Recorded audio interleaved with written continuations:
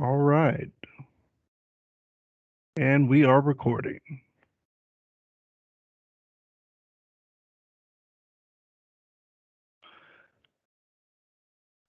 Again, we are going to go over the annual review process that's going to take place on the 10th of January. We're going to give you some information about that today.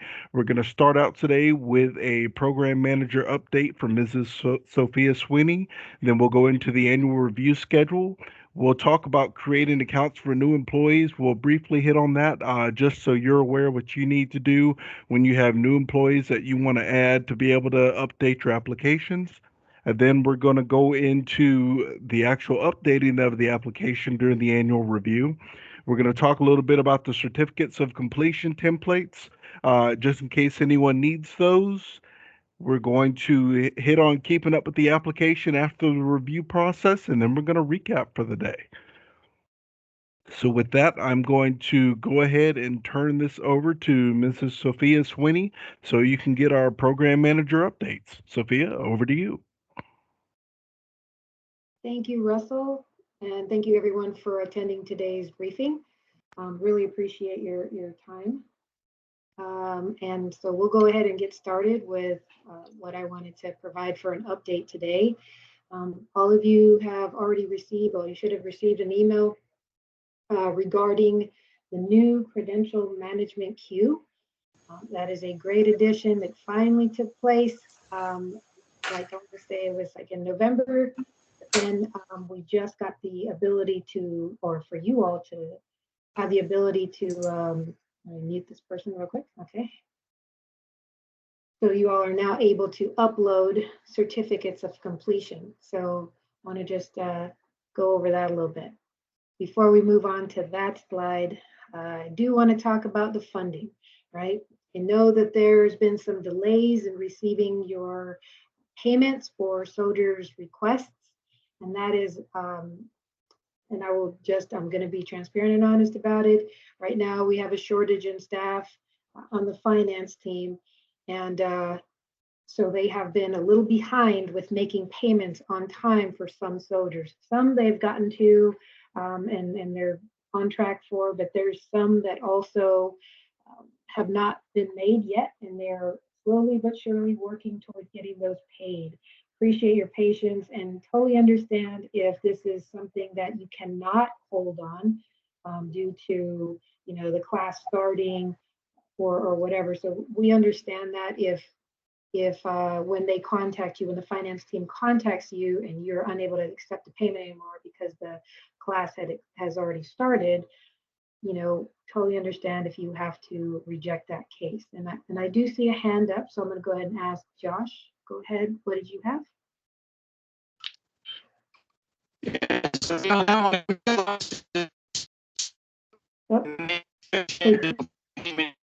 Oh, wait. Josh, I'm sorry. Yes. You're coming in very broken up. Okay, can you hear me now? Oh, I can hear you now. Okay, if say the soldier potentially finishes the class before we get payments, is there an issue with their completion cert having date done prior to payment received? So Josh, that is an absolute no-go if a soldier started before receiving payment. Okay, and if a soldier did start, you're saying payments are delayed. So if a payment is delayed and we choose to allow a soldier to start when they have an approved email from Army Ignited, but there's a delay on your end, how do we reconcile that? Because what you're saying is it's on us to let them start or not. How do we do that? So when you say you received an email, an approval, so did the soldier receive an approval from the finance team? Because they're the only ones that can approve an actual case, right? So if they contacted you, made the payment and sent an email to the soldier, that is an approval. If you have not been funded yet and the soldier did not receive an email from finance, that is not an approval and you cannot allow them to start. For the policy and the MOA, it states that they cannot start until they receive that message. I guess I'm trying to reconcile what you're saying within the other statement that says you're having. I'm sorry, Josh, you're breaking up. I guess, okay, I guess I'm trying to reconcile that statement with your previous statement about us allowing soldiers to start because you're having delays in processing payments. How does that work? I guess that's what I'm trying to figure out. Okay, the delay in payment meaning they're paying it not on the start date, but they paid it after. Soldiers cannot start a course until they receive payment. And we talked about IOUs back when, but then I also put out, I said, nope, we're not doing the IOUs. It was just a discussion. But we never said soldiers absolutely could start prior to the payment. Okay, so then what you're saying, just to be clear for everyone, is that there's a delay in payment. Soldiers cannot, and it's our job as a vendor to say if we will allow them to miss some training and still complete. Is that what you're saying? I'm just trying to make sure that I understand. Okay. Right. If that is what, if you will accept a payment like late and the soldier can start late, that is your decision. You don't have Got it. Okay. Okay, no, that makes sense. That's what I'm just trying to make sure. It's a soldier still cannot start until payment's received. It's us to determine if they're able to start late. Right. Got it. Okay, thank you for clarifying that. That makes a lot of sense. I appreciate it. Yeah, no problem. Sorry if I wasn't clear, but I do want to make sure you do know that if you allowed somebody to start and without payment, they are responsible for the total cost of that course. Understood. Thank you, ma'am. Perfect. Thank you. Okay, so, all right, that was a great question. Okay, the next thing I want to talk about, and again, please feel free to raise your hand if you have a question or you want to ask, or you want to ask something, or you want to put it in the chat. Totally up to you. Okay, I want to talk about Army Cool. Oh, somebody is not on mute. Okay, let me just. And I'll just jump in here real quick, Sophia. And ladies and gentlemen, if you wouldn't mind, just so it doesn't create a lot of static, make sure that your microphones are on mute during this. If you have questions, put up your hand in the chat feature, or you can write your message in the chat box, and our team will respond to you through there. Please. Sorry about that, Sophia. Oh, you're fine. Thank you. I do see a question from Nicole that says, if they start late, can we adjust the enrollment time for them? So Nicole, that's a great question as well. And so if they were to start late and their end date, so that way they have time to finish. Yeah, and if they want to, let's say you allow them to start later, right? But it will mean that they have to end later. That's fine. The soldier will have to go into Army Ignited and submit a snow ticket to let us know that they want to extend, okay? And then we will determine if they're eligible to extend. If so, we'll say good to go, and then they can continue the process. Does that answer your question, Nicole?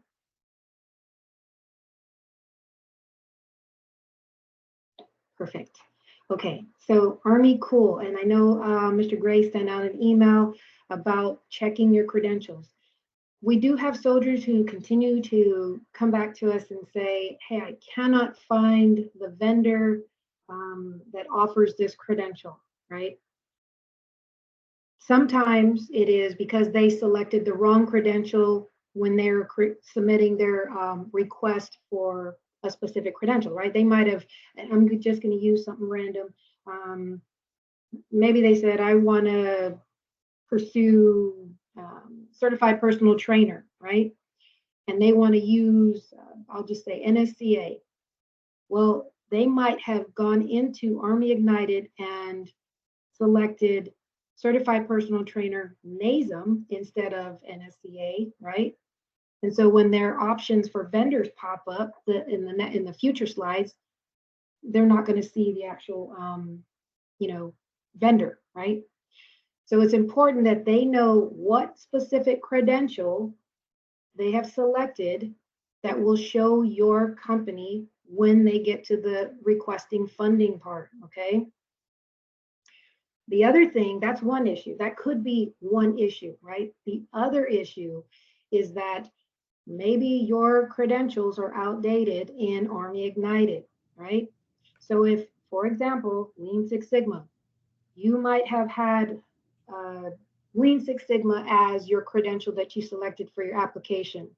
But then in Army Cool, that credential was removed and it's no longer there. So the only thing that is there is certified Lean Six Sigma, right?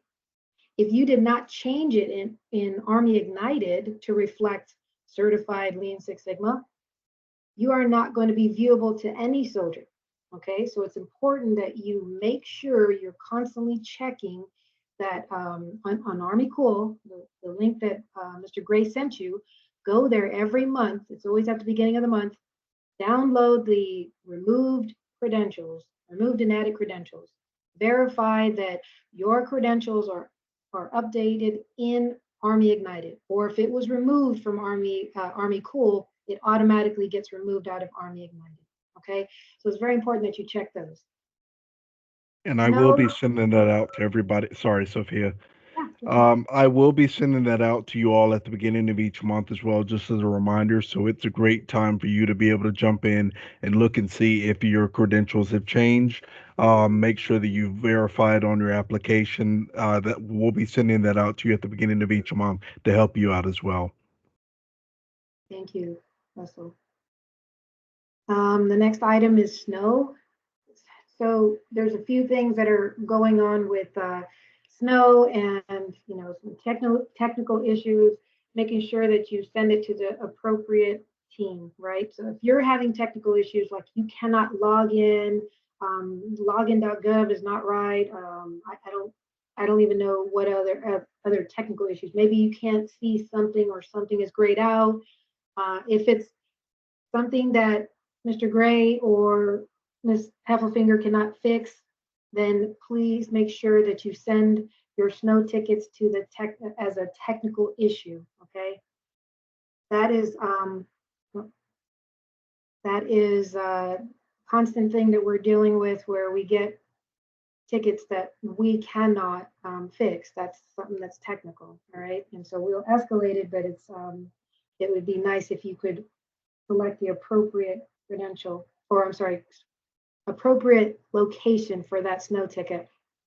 Additionally, soon there will be some text that will pop up when you're submitting a specific snow ticket. If you're selecting, let's just say, roll request, it's going to tell you, and I want to say it's happening in the next month, maybe within this next month, where it's going to show you a little pop-up that says provide URL, provide, whatever the company name, and make sure you talk to whoever the point of contact is, because we don't want to we don't want to add somebody that to a vendor that really shouldn't be there. Okay, that's between you and whoever is the point of contact for the vendor in Army Ignited. Okay, so once you do that and you've clarified that you want a specific role, if all is good with the rest of your organization, then submit the snow ticket for requesting a role or whatever it is that you're asking for. Continuing resolution, and obviously the continuing resolution was just extended, so it's going into February. That being said, we're going to run into the same issue we just ran into with start dates, right? Those start and end dates are going to be affected again. So it would be great if you could look at the continuing resolution dates. If you have course dates that are around that time frame, just know that anytime there's a continuing resolution, let's just say that I think the deadline is the 18th. I'm not 100% sure, but if the deadline is 18 February, finance cannot make any payments after 18 February, right? And so then what happens is, if it waits till the last minute, like it always does, to get resolved or extended, then we run into that same issue with, okie dokie, we're going to have to change the start dates again. We're going to have to, ask you all to reach out to those soldiers to request a new date. So if you just get ahead of the game and know that in that small window of after 18 February, at least give yourself another week after that. Don't set any courses if it's possible. Don't set your courses the week after that, okay? Because it will take finance some time to catch up again to make payments, okay? Okay, and Phil asked, for my own clarification, as the process flow, student submits through Ignited, CA team receives request and validates it, CA team send it to finance. This is the point. It will populate on the vendor view in the credential management tab. Finance team contacts vendor to make payment arrangements, and student is notified they're clear to start the course. Phil, that is a great thing. Yes, you are correct. Okay, so if we can move on to the next slide, because Phil just brought us into the next one, which is perfect timing. All right, so let's talk about the credential management tab. Oh, I got a question. Go ahead, Christine. Oh, if you're talking, we can't hear you. You may be on mute. I made a mistake. I didn't mean to raise my hand. Apologize. Oh, okay, no problem. Okay, so the new thing that took place was the credential management tab. This is what you look at when you first log in. You should see that credential management tab there. Okay, and just like Phil asked, vendors are only going to see cases that have been processed and moved to finance by the payment, or for payment by the CA team. That's the only time you're going to see it. Prior to that time, please don't ask us if we see somebody waiting, because we can't give you that information until after it's moved to your queue. Okay. All right, next slide, please.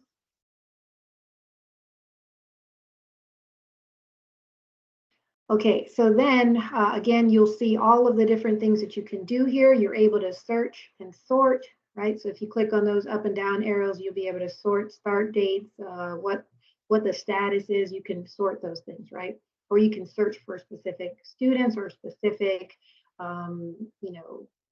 whatever status it is. Okay, so I kind of listed all those out. Again, I talked about this again. You can only see what's been moved to finance for payment. And again, they are not approved until finance makes that payment. If you see a soldier that's listed in your queue that you're not familiar with and it's pending payment, please feel free to reach out to that soldier and let them know, like, hey, we don't have time for you or slots for you. So you need to go back in the snow and ask to change your dates so that we can get you in our next class. Or we don't have you listed, we'll allow you to come to this class, but you need to register ASAP before we receive payment, or else you will be rejected, okay? That's the purpose of adding those items there for you, so you could reach out to those soldiers and you're able to see a lot of their information now, be able to contact them.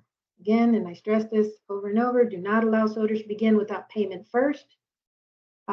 So the CA team, we're working through these processing these cases, and if we see like certain things, we see a quote from a vendor, we're not necessarily going to reject. We're going to give you the opportunity to reach out to that soldier to register. But if it is clearly something that is off the wall, doesn't match whatsoever, we will reject those cases. Okay. We will tell the soldier they need to reach out to you and ask for a customized quote. And again, that is for that's for you, because if that is a process that you absolutely need them to do, we're going to continue to do it, but then they still can't bypass that section anyways when they're submitting their CA request. To view the soldier's case itself, you would just click on view up there. Next slide, please. Once you do that, you can see the soldier's request, soldier's information, right? The CA request. You're also able to see the soldier's information. If you have a price here that's listed that you changed after the soldier already submitted the request, we ask that you honor that price, because that is what the soldier was requesting at the time. If you increased your price, that was something that, obviously that soldier did not know. We ask again that you honor the price. To see that soldier's, and again, you can also see their start and end date. So if you see that that's completely off, you should reach out to that soldier and let them know, hey, I need you to contact the CA team via SNO and ask them to change your dates, right? If you wanted to see the soldier's profile page, just so you can get their information, you would click on that soldier's profile page. Next slide, please. And then from there, you can click on the drop downs, contact information, mailing information, and that information is there for you to be able to contact that soldier, right? Next slide, please. And then how you upload a soldier's proof of completion, because again, this is now something that you are responsible to do, not the soldier, okay? You need to upload right there, as you can see, the certificate of completion. You are now being CC'd on every email that goes to a student once that course date is at the end, right? It sends them a reminder and it sends you a reminder. So that is your cue to get that in there. Go ahead, Jason. Yes, just a quick question about the certificate of completion. We're a flight school, so we don't officially put out any certificates. That's the FAA. Would a letterhead explaining that the student has completed a certain phase in our curriculum, is that satisfactory? Well, so in this specific case, I understand that, yeah, they might just get so many hours versus an actual license or credential. So what we ask is, and I'll ask that Mr. Gray, if you could please attach the certificate of completion template that you created. This is something that you can use, and you can easily say they completed your portion, whatever it is that you offered them, they've completed that, rather than they earned the credential. Does that make sense? It does, because one thing with aviation, of course, they've got their logbook, so it's everything they've done is recorded. Right. So we can always add a snapshot of that, or our accounting, which is the exact same thing. Right. And so Mr. Gray's template that he has created has all of the information that you need to have added. So as long as you have that information, you're totally fine. Excellent. Thank you. Yeah, no problem. I see Nicole asked, what if the student didn't complete it during the enrollment time? Then they have to complete the SNO and ask for an extending date, extending the end date, just clarifying. Yes, they can either, if they're not done, they can always ask to extend. So then, yeah, I hope that answered your question, Nicole. So let me just go ahead and move on to the next slide, because I know that next question is for Russell. All right, so again, once you upload, you're going to see that certificate of completion. You can upload about 5 at the most in this area.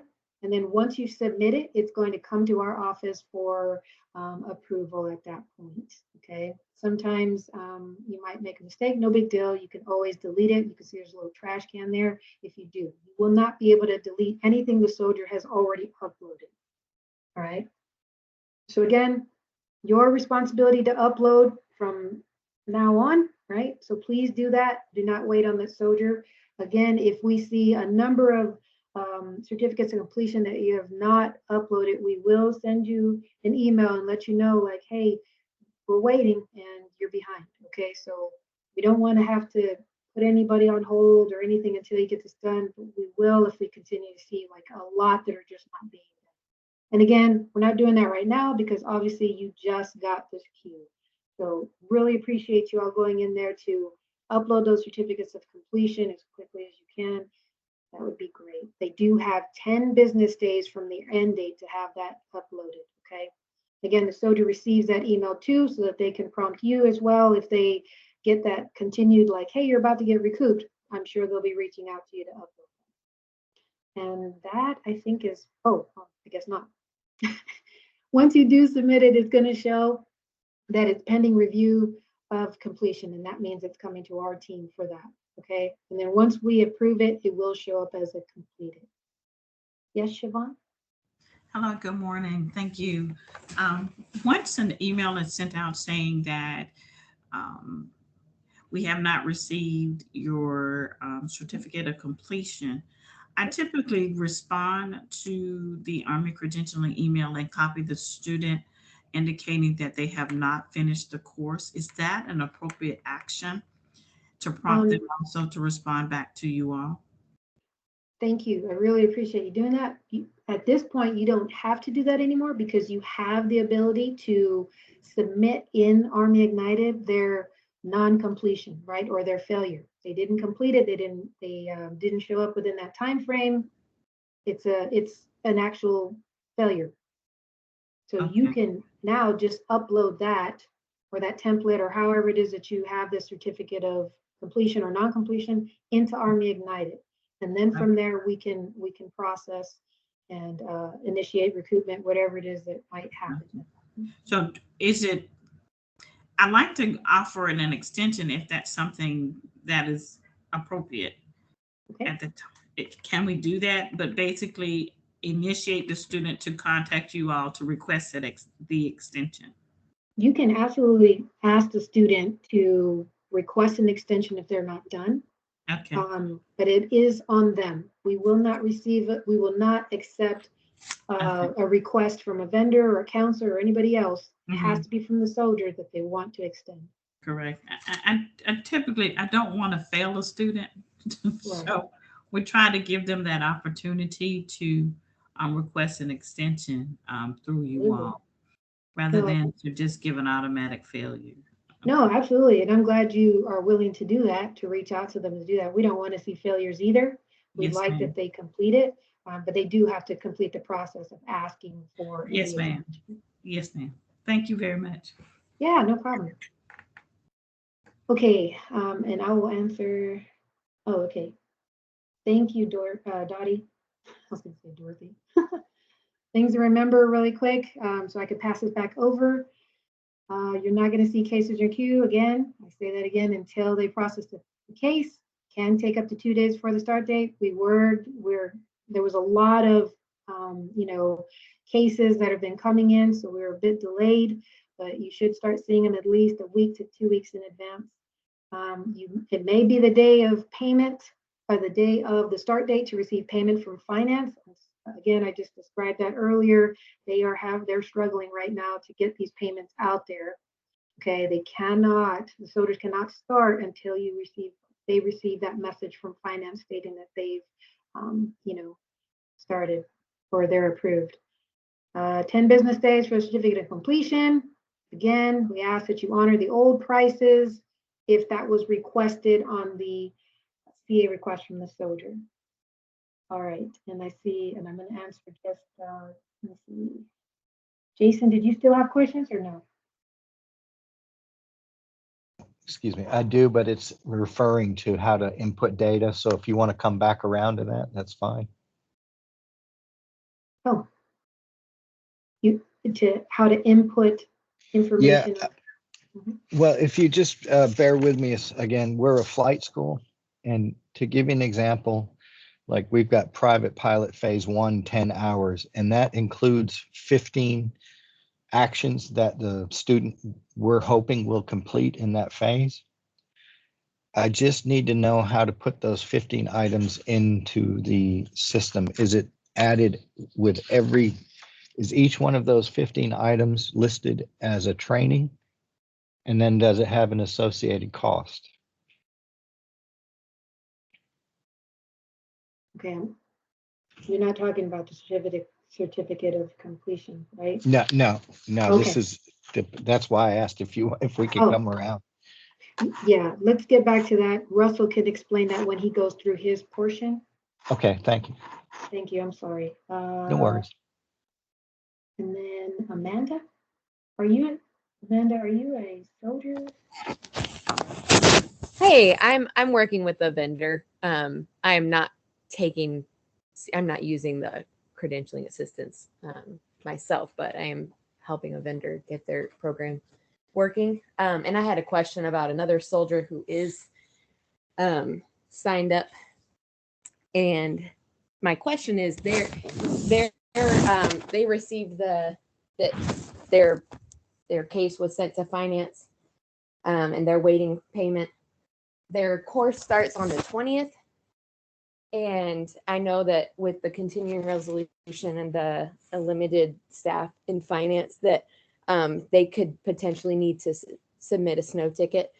And they actually earlier in the year did that and missed the deadline for submitting a snow ticket. So I just want to make sure that they are able to submit that and change the date on time if necessary. How many days would you say they would need to submit that snow ticket before their actual course start date to be approved through you guys? Like, do you need 2 or 3 days? Would they, if they start on the 20th, would they need to submit that snow ticket no later than the 18th, or would it need to be no later than the 15th? Do you see what I'm saying? There's no like real time, as long as they submit a ticket prior to that start date. So let me ask you, Amanda, what vendor are you working with? I'm working with Greenville Aviation. Okay, this is only for vendors, Greenville Aviation. So I'm sorry, but this is only a vendor call. I'm going to ask that you can please email me, and I'll put my email in the box. I work for the vendor. So you do work for the vendor? Yes. Oh, okay. That's good. Yes. Sorry, I don't know why it signed me in as under my soldier email address, but I do work for the vendor, and I do not do anything aviation myself, but I work for the vendor as the credentialing assistance person. Okay, sounds good. Yeah, so did I answer your question? Yes, so they just need to submit a snow ticket at least the day prior to the start date to change the Yep, date. they can do that. Gotcha. Yep. Thank you. Okay, and I don't want to hold up Russell any longer. I will answer questions in the chat, but I'll answer one last from Josh, and then we'll move on to Russell. I'm so sorry, Russell. Go ahead, Josh. Okay. Yeah, I put it into the chat, but for our program, it's a year-long access program for our training. So if a soldier puts a start date and end date as a year, but during that year they complete the course, can we upload their completion certificate once they've completed it, or do we have to wait until the end date in the system? Oh, no, you can absolutely add it in the system early. Yeah, if Okay, perfect, thanks. It should allow you to upload that. If it doesn't, just let us know. Okay, thank you, ma'am. No problem. Okay, and so I'll go ahead and pass it over to Russell at this time. Thank you so much for for waiting, Russell. No problem. And just to let some of the vendors know, especially like Mr. Summers, I will have that certificate of completion in this training so you can see it. And that will be sent out to each and every one of you along with the slides here and the links for the training today. So I will provide that at the end of the afternoon for each and every one of you. So, getting ready for the annual review schedule. Again, as I previously said, we're going to start this on the 10th of January. We're going to start with letters A through D. What's going to happen is I'm going to go into the system each one of the days you see there, and I'm going to put your account on hold. What does that mean for you? That means soldiers will not be able to select your business until your account is removed from the hold. You will have 72 hours to review your application. If your application is already good to go, say you're a brand new vendor, you just started with Army CA, you just submitted your stuff in a couple weeks ago, and you think that you're good to go for the year, all your POCs are updated. When your letter comes up for your time frame for your review, shoot us back an email. Hey, we're good to go for the year. All of our stuff is good. We'll go into the system. We'll go ahead and remove your hold, and soldiers will be able to see your application again. So again, we're going to start that on the 10th of January with letters A through D. There'll be a 72-hour hold put on each one of those accounts. Further application reviews outside of the annual review will not be able to be made without the approval of the CA program. So after your annual review time frame, if you say, hey, our university, a lot of universities, their their fiscal year starts in June, July timeframe. So that's when your courses may change. You'll just need to shoot us an email and say, hey, we need to update our courses. And then you'll be able to do that from there. We'll let you know. Also, if you're, like I said before, if your application's good for the year, just shoot us back a message and let us know.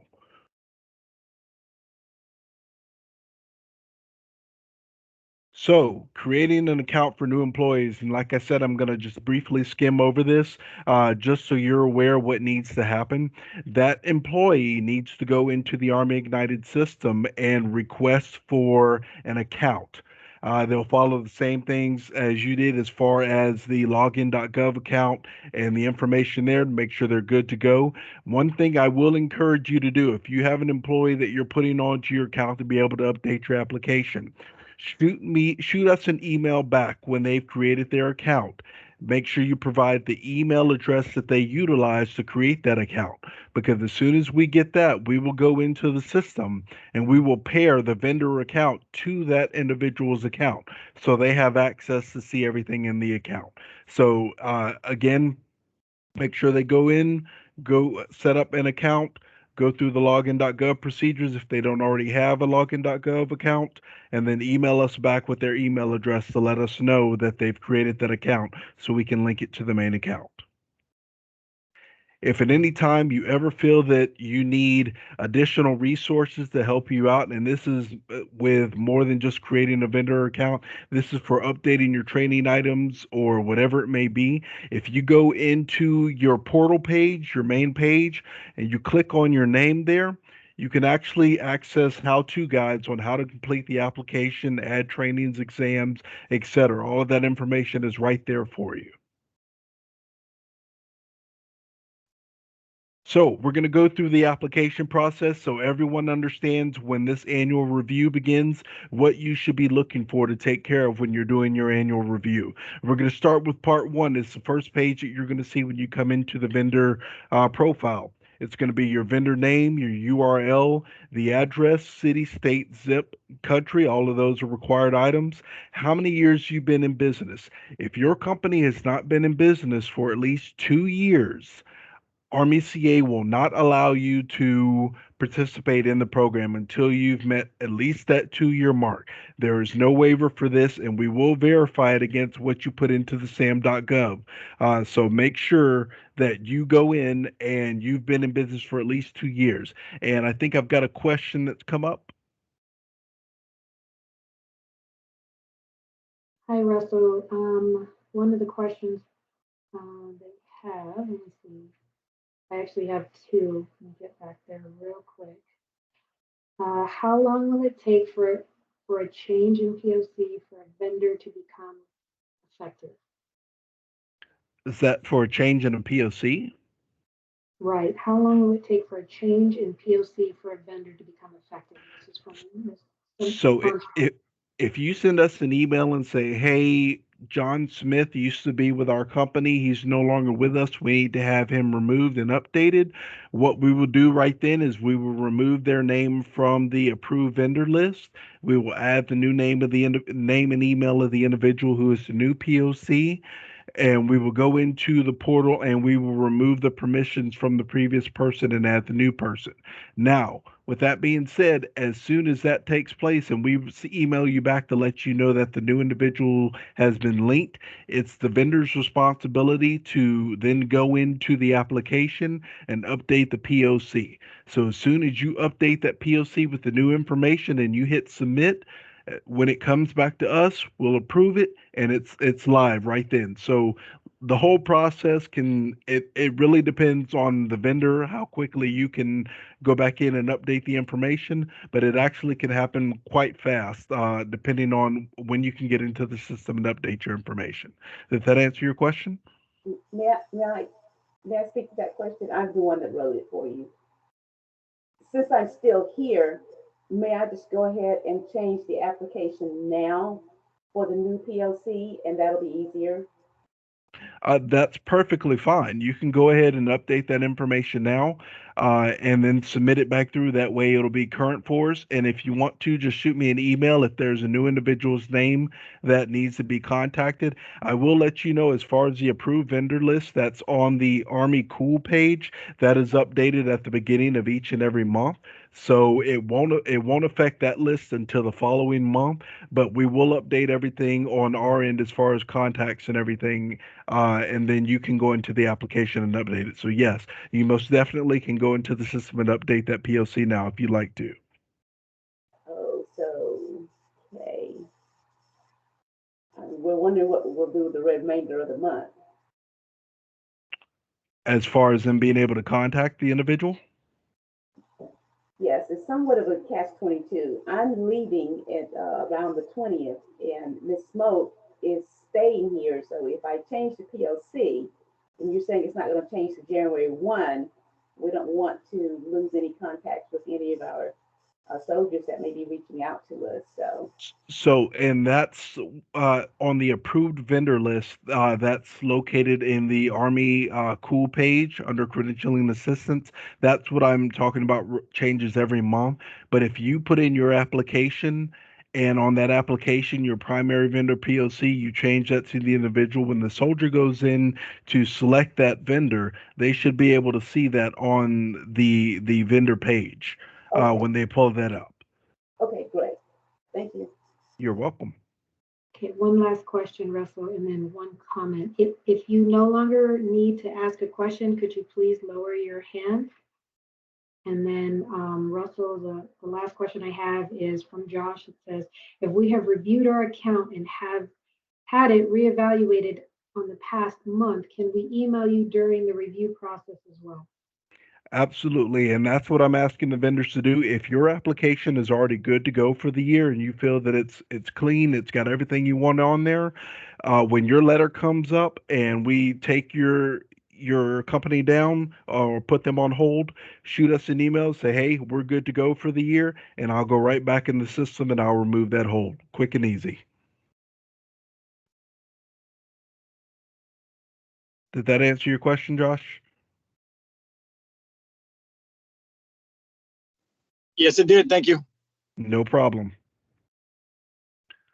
All right, and the last thing on the part one, and I'll go over to the slide here and show you what everything looks like, so you know where everything needs to go. Is that primary POC, like we were just talking about updating? Go ahead and slide over here to the next page. You can see here your vendor name, the URL. This is important to have on there.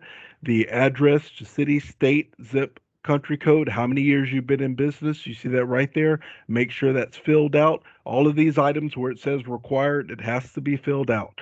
And then, of course, your primary vendor POC, this is who you want the soldiers to contact if they have questions. So make sure that that POC name is correct. Make sure you give us an actual email address for that individual, not just a company catch-all box. We need to make sure that if we have a question and we need to go direct, we're going to come to the application and we're going to select the primary vendor email to go to. So make sure that that's connected to an individual, not just a company box if possible. And then, of course, make sure that your country code, phone number, and if there's an extension, you put that information in there as well. Part two of the application, your payment information, your federal tax ID, the cage code. This is a perfect time to make sure that your cage code is good to go for the year. If you see that your cage code may be expiring within a month or so, it's a good time to go ahead and reach out to sam.gov and update your cage code and get that put into the system during your application review. That way you don't run the risk during the year of us having to put your account on hold because your cage code has expired. There are access funding questions that are required to be answered there, and then your primary funding and alternate funding POCs. This is who our finance team is going to be reaching out to make the payment on behalf of the soldier. So make sure that that information is up to date and correct. And again, this is what that looks like here. You see the vendor payment information. You see your cage code right there. We go through every time we look at your application, we select that, we put it in the SAM.gov to make sure that your information's matching. If you are a vendor that's coming on board and your SAM.gov account is under a different name and it doesn't have a doing business as link to the name that you have listed there, we're going to disapprove your application because it doesn't match what you have registered in SAM.gov. So make sure that information does match. Each one of the questions that you have here, make sure you read these thoroughly and you answer them. Primary POC, alternate POC for payments, make sure that information is correct and connects us to that individual who the finance team needs to reach out to.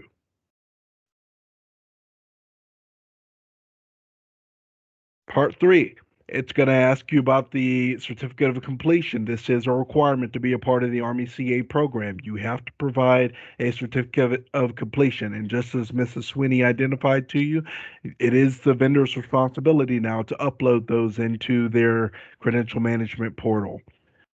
Accrediting and approving authorities. On this section, it is okay if you mark no on these, if you're not associated with any of these, such as the Department of Veteran Affairs or Department of Labor, etc. And I'll show you the picture here in just a second. If you're not associated with those, that's okay. But if you are, please identify as yes. So this helps us reach back for analytics when the Office of Secretary of Defense is asking us how our vendors are related to our outside entities. You're going to be asked for URLs. Please, anywhere that it has an option to put a URL in there, put your company's URL in that slot. If you are offering credentials and you have like a third party where they get the information from, we're not asking for their URL. We're asking what we should be able to select on to go onto your website to look and see what you offer and how it's offered to the soldier. And then, of course, if you have any successful completion data and stats on students hired, you can update that information as well. And this is what that looks like here. This is the first part of it. Again, the certificate of completion where it's required. That second section we were just talking about, if you are not associated with them, it's okay if you mark no.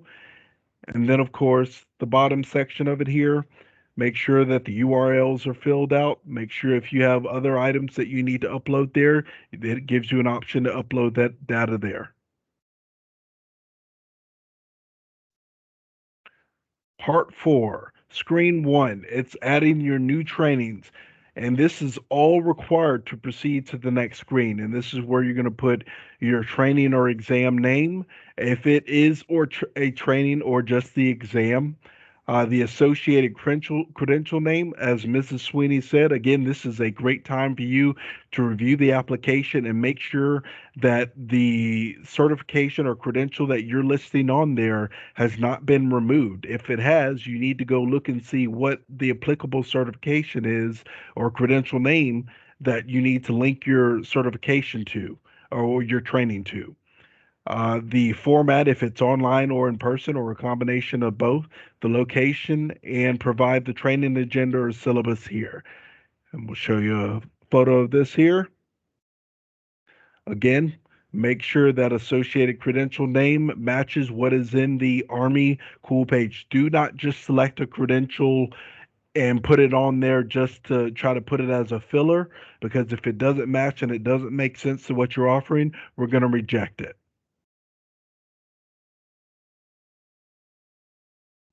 Part 4, Screen 2. This is where you start putting in the cost type, the item name, the items provided by vendor, yes or no, the information number on it, cost and quantity. Let's see here. And I think a great example, just to go back here, of changing the credential name, the CompTIA IT, when it changed from CE to just Plus, that's a good example for you to take a look at and make sure that, hey, we're actually adding the correct name on there. Remember, in this training bundle, and we'll have a few examples here, we want examples here on the very top line. We want you to put the total costs of everything together if you're offering a bundle. Every other item below there, i.e., if you're offering headsets, study materials, books, a practice exam, the actual exam, make sure that item is marked as yes and the cost should be zero. Remember, you cannot itemize training and exams together if the exam has a cost associated with it. The exam itself, if you're offering it and it's included in this training bundle, must be listed as $0.00. If you offer the exam by itself, you can make that a separate item and it can have the cost of it there. But if it's included within that training bundle, it needs to be $0.00. And the next couple slides here are just going to show you what some of that looks like and how to itemize some of that. I think we had a question earlier of how to itemize and put the information on here, so we'll show you that here in the next couple slides. Here's just an exam by itself for the Senior Human Resources Management certification, the Certified Professional. You see here is just the exam. Yes, it's provided by the vendor. The cost, you have it there, and of course, the URL is filled out for it. This is one that breaks it down a little bit further. You're offering training. So the total cost for that training is going to be here in the top line. And then everything else below it, i.e. this one offers the exam with it, that cost should be $0.00.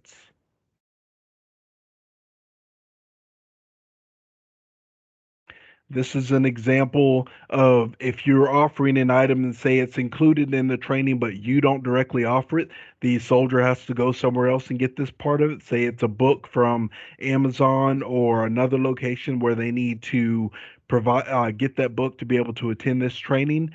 You can go ahead and mark that as no and put the cost there. Make sure you put the all the information the soldier's going to need to be able to find that the number, the ISBN, the URL link. It does have a URL link on there now that you can put the URL to where they can find it. Put all that information there. The only time you can put that there is if it's for anything other than an exam. An exam cannot be listed on here with a cost.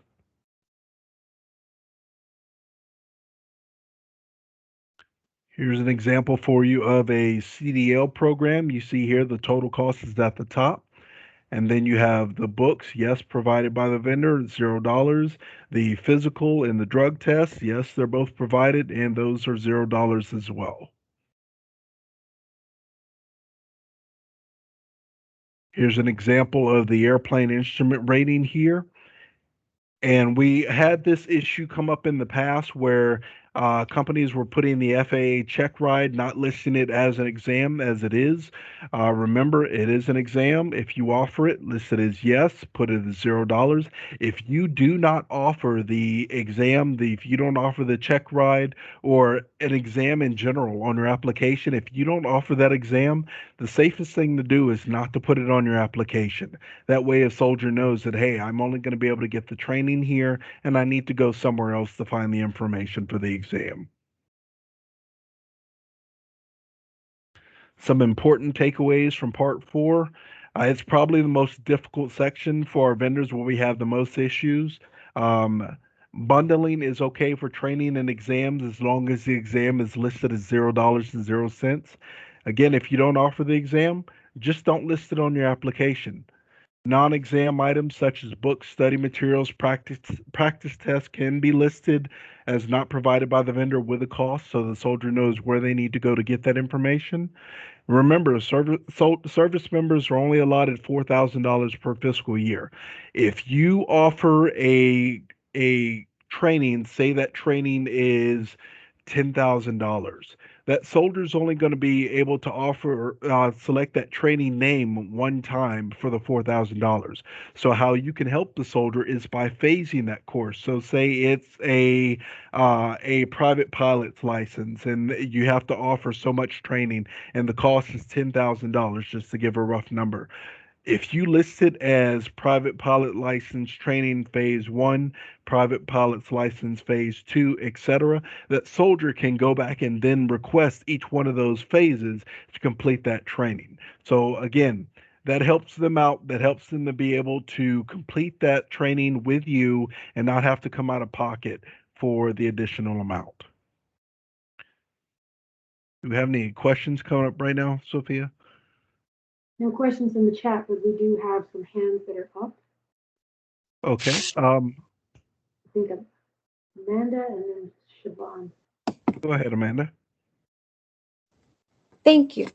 Can you hear me okay? Yes. Okay, thank you.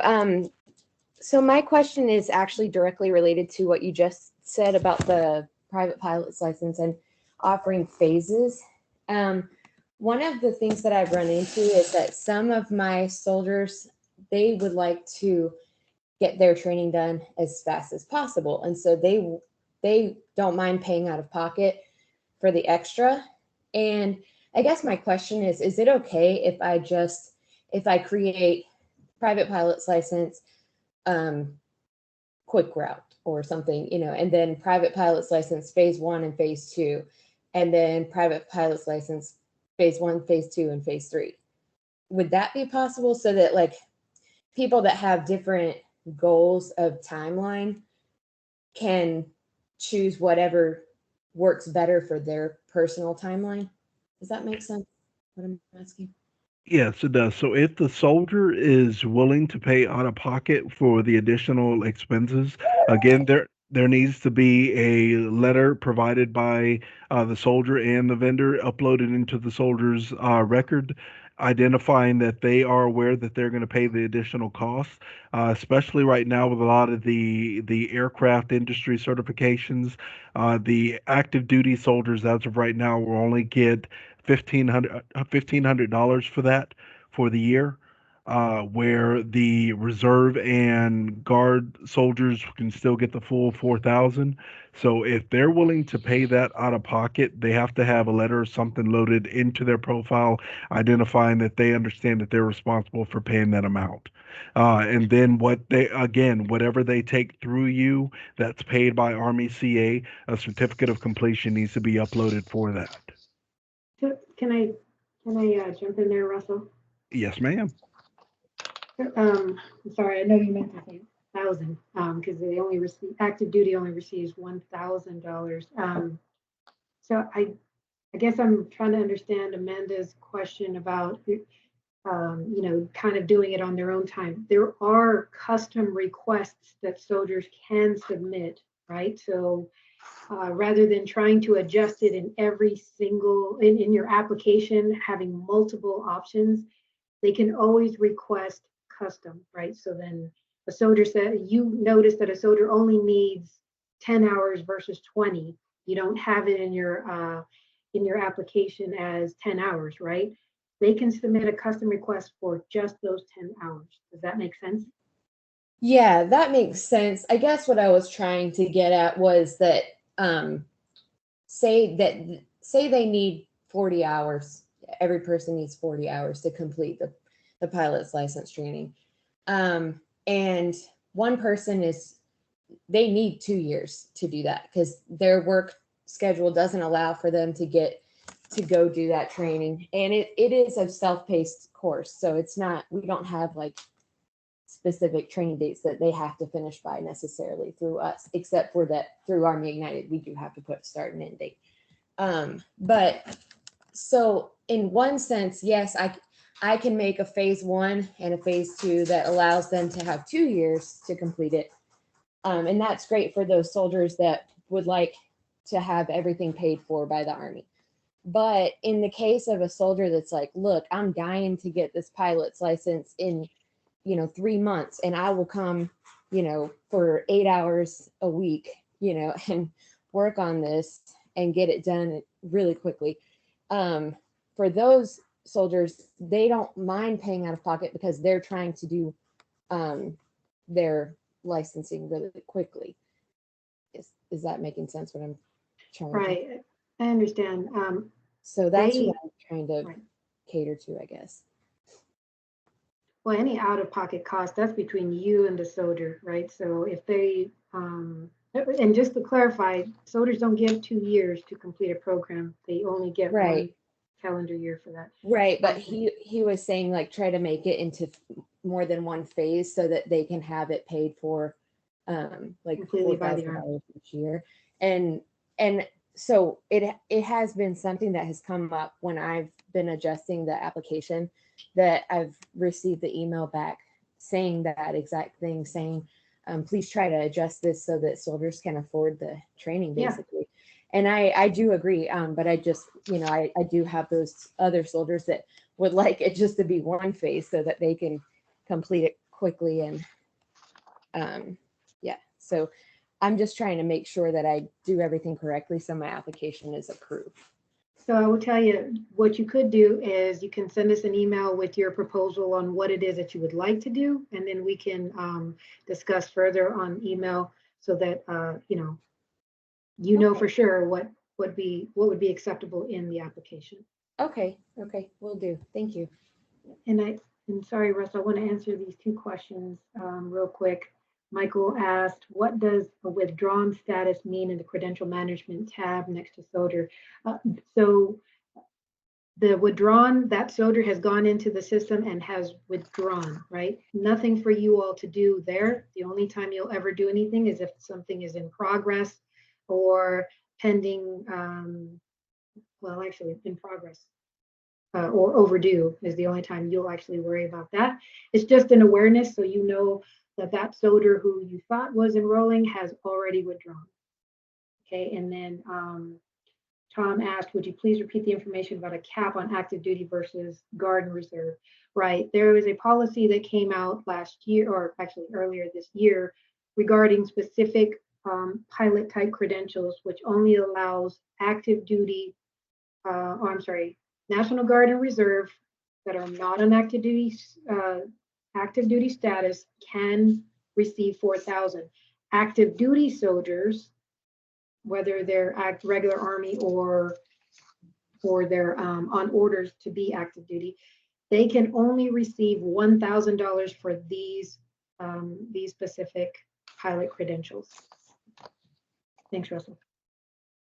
No problem. And again, I apologize. I misquoted that. That is $1,000, not 1,500. So I apologize on that one. All right. Go to the next slide here. And just as I was talking about a little bit earlier, and we will send this out to each and every one of you as a part of this with the slides as well as with the videos from today. But this is a copy of the Army Credentialing Assistance Program Certificate of Completion. So if you already have a certificate of completion, as long as your COC meets these requirements, it provides the soldier's name, it provides the name of the course start and end date, the vendor's name, the status of if they either completed or failed, your signature block, and the date. As long as it provides that, you're good to go. If not, you're more than welcome to use this template. I've actually seen a lot of vendors come through the system here as of recently using this template. So I see that when I'm closing out a soldier's record. So if you want to use this one, you're more than welcome to. If you already have one in-house, please make sure it meets these required items.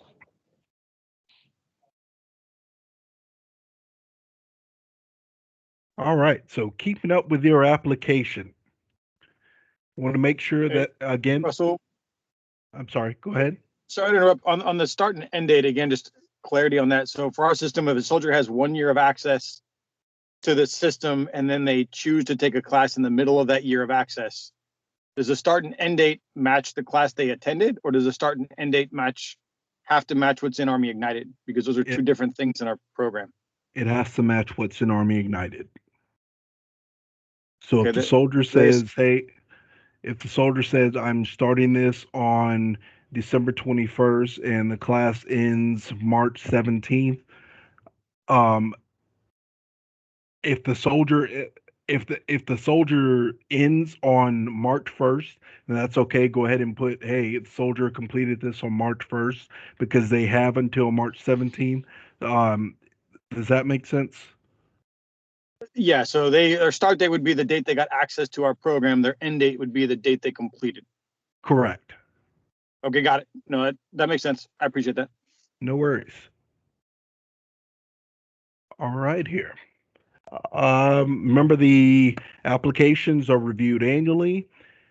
Starting 10 January, we will start putting the accounts on hold for A through D. We'll go through that day and we'll put all the ones that we have in the system on hold, and your 72 hours will begin then. Any changes after the annual review need to be submitted to the Army CA program. Remember, if you're changing something that is already on your application, updating the cost or making the cost greater than what it already was, then you have to wait 90 days before you can start putting that on soldiers' applications. However, if you're decreasing the cost or adding new items, there's no wait there for 90 days. So those can take effect automatically. And then the costs on the applications are expected to match what's on the itemized price quote. So if your application says that you offer training for $4,000 and here's the items that's included in that training, then when that soldier gets the itemized price quote, that price quote should say that it's $4,000 and here's the items that's listed within it.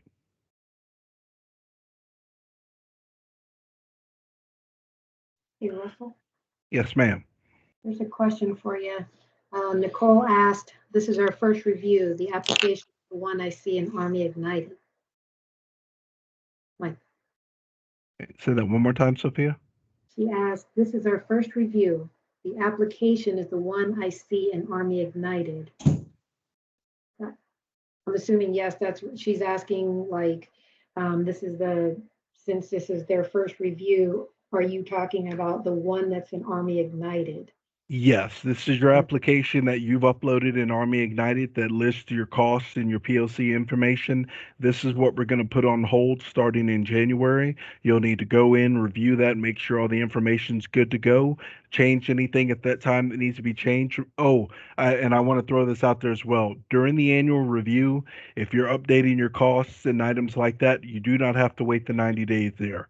The 90 days is only after the annual review process has concluded and if you have to change something later in the year. But during the annual review, if you say, hey, our prices just went up and I need to update the costs and here's the new cost, you do not have to wait that 90 days there. Did that answer your question, ma'am? And then you have one hand up. All right, Christine. Hi, I just have a question again about the start and end date. Our classes run for, let's say, either 6 months or 1 year, but a student can complete at their own pace. So if it's, let's say, a January 1st start date and a July 1st end date, but they finish in April, do I put April on the Yes, ma'am. certificate? Yes, Okay. ma'am. You would put April. Great, thanks. You're very welcome. Any other questions in the box, Sophia? No other questions, but I do have one statement because a vendor just asked me a great question in an email. They said, what if we only, so some vendors offer just an exam, and I will just use CompTIA as an example. Maybe a vendor offers CompTIA exam as an exam offering, right? And the soldier takes it and completes it. The vendor doesn't receive the results, right? So how are you supposed to upload those certificates of completion? Well, the answer is in those specific instances where it's an exam from like PMI, or I'm sorry, like CompTIA or I don't know, other type of exams that only the soldier will receive those reports, that soldier will have to upload that certificate of completion for that exam. Okay, that is not something you will be required to upload if it's not something you get the results on. But I still need you to make sure you're monitoring your boxes, your queues, right? Because if you see something that's overdue and it's a certificate of completion, you can always ping that soldier and say, you need to hurry up and get that in there, okay? Because you're going to be recouped if you don't. So that was the last question or last statement I want to make. Thank you. And thanks everyone so much for all your hard work and participation with us. Absolutely. And just a quick recap on what we've gone over. We went over Mrs. Sweeney's updates for the day, went over the schedule for the annual review. Remember, we're starting on 10 January. We're going A through D as the first ones that day that we're starting with. creating an account for new employees, updating an application during the annual review. We talked about the certificate of completion template and keeping up with the application. So at this time, I want to go ahead and open up the floor if you guys might have any further questions that you need from us. I see Miss Siobhan has her hand up. Yes. In reference to the portal where it shows where a student is overdue, if an extension was given prior to this database being updated so that we can put this information in there, is that okay? And how do I go in and make the notes or update that in the student's profile that an extension was approved? So if an extension is approved, you will see that in the queue. It'll show that it was like extended in some way, shape, or form. It shows, like, I can't see exactly what it looks like there. Yeah, I have it open now, and then there's a particular student that was given an extension, and it's just showing overdue proof of completion. But we know that this person asked for an extension, and this was prior to us being able to update within the database itself. And right. I would like to, yes, you won't be able to, you will not be able to update that, unfortunately. So do me a favor and send me a screenshot of what you're seeing. Okay. I can go back and do some research on it. Okay. Yes, ma'am. Thank you. Would you like me to snapshot it and just send it in your email, or? Yeah, absolutely. Okay, great. Thank you.